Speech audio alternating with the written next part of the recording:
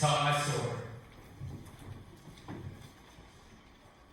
I was born in Boston, Massachusetts on October 8, 2003. At the age of 1, my parents had trouble encouraging me to move on from baby food and eat solid food. They took me to a feeding therapist, and she noticed that I had sensory issues. My grandma was watching an Autism awareness episode of the Today Show one day, and she saw the story of a young boy who shared several traits with me. Those traits, as well as my sensory issues, helped my family connect the dots as they began to suspect that I was on the autism spectrum. I was diagnosed with autism at the age of 2, and in the meantime, I worked with a speech and feeding therapist. After several months, she told my parents that I may never speak.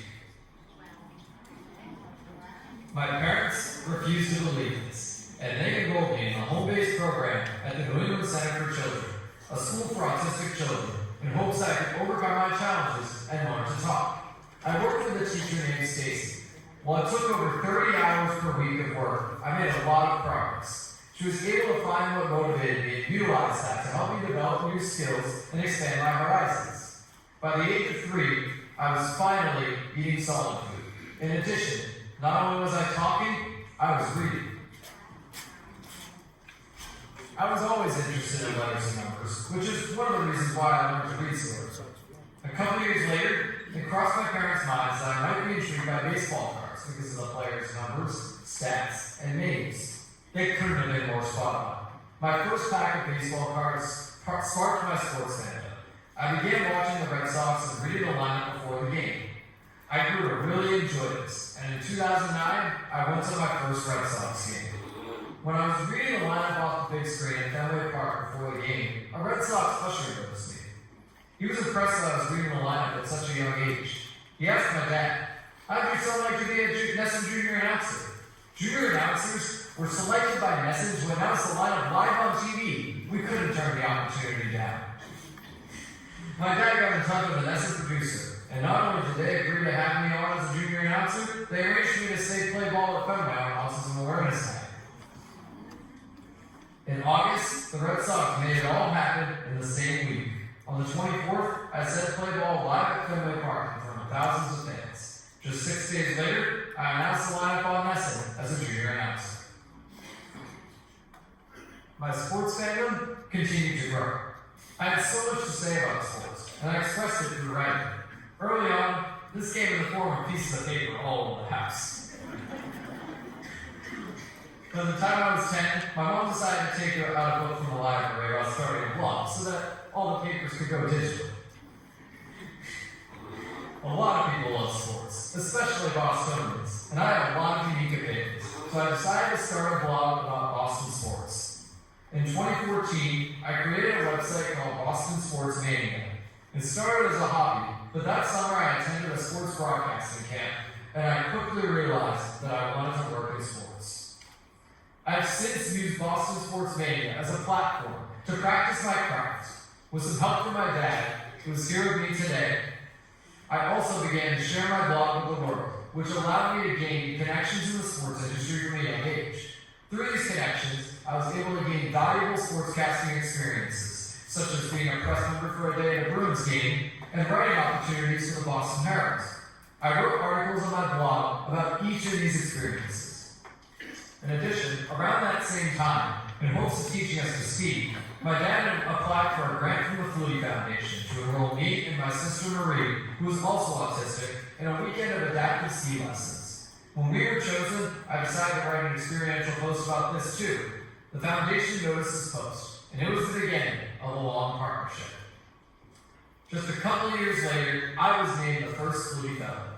The Flutie Fellowship is a partnership between the foundation and autism self-advocates with various career aspirations. The foundation has supported us in our career goals, and we have served as ambassadors for the Flutie Foundation to spread the word about the amazing ways they support the autism community. While the fellowship is different for everyone, my first opportunity as a fellow was to cover 2 Flutie-sponsored golfers at the 2018 Special Olympics USA Games in Seattle. This was valuable experience that gave me a window to what it was like to truly work in sports, and the fellowship has only grown from there. As the Flutie Foundation has continued to support me, my passion to give back to the autism community has grown. Throughout high school, I held various fundraisers themed around sports in my local community, such as Dogbox Football Night, an event showcasing my documentary about my high school's football team, while also raising money for the team itself and the foundation. I also started a charity fantasy football league for the foundation and sold merchandise with the Boston Sports Mania logo that incorporated a tribute to my fellowship to raise money for the foundation during Autism Acceptance Month. Through these fundraisers, not only was I giving back, I was also becoming a more well-rounded person. For many years, through laser focus on sports, I was neglecting other aspects of my life that didn't come as naturally, such as socializing.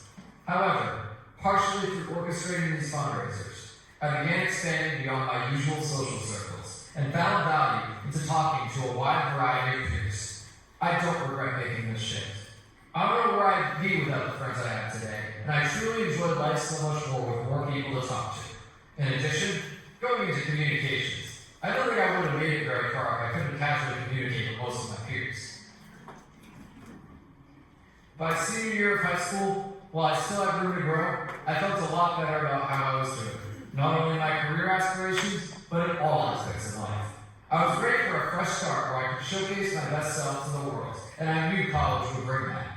In the final weeks of my college search, I discovered a scholar program that appeared to be the perfect fit. The Park Scholar Program at Ithaca College in upstate New York is a full-ride scholarship centered around service and media.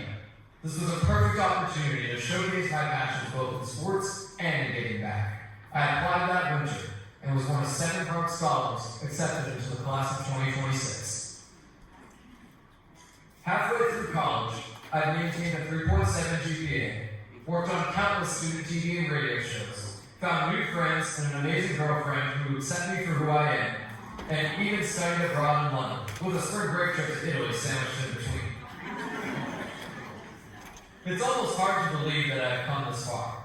I firmly believe that I would not be where I am today without the Flutie Foundation.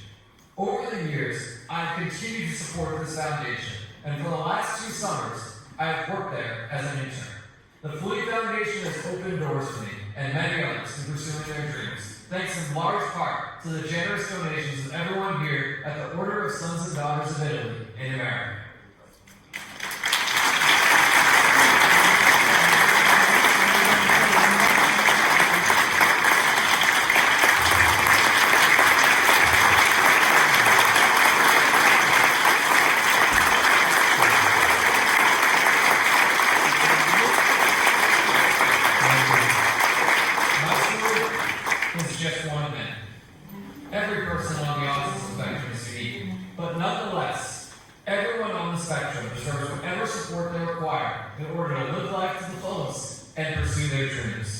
The Flutie Foundation is here for everyone in the autism community, regardless of what their needs are. I am proud to support that, and I hope everyone in this room feels the same way.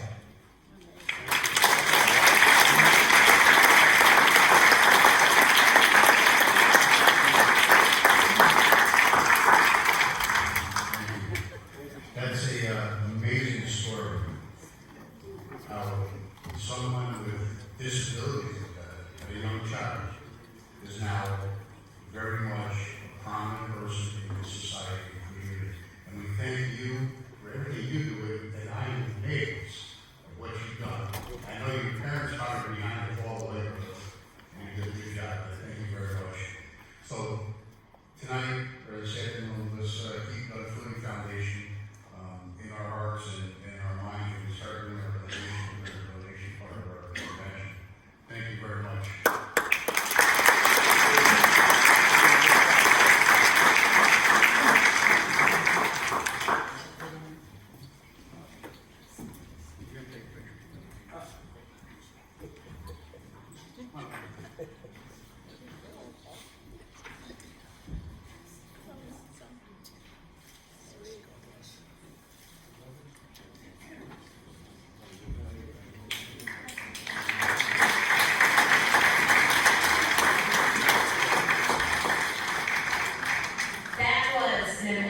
Story. So think of Andrew when you're dipping in your pockets today to make those contributions for all of our charities, because each one of our charities are special, and we hit home. I know people are coming up to me at my impacted their families, whether it's a neighbor, a friend, a grandchild. So thank you all for your generosity. And the barrel that I had outside for my raffle at Autism will be picking the winner at the close of this session. So thank you.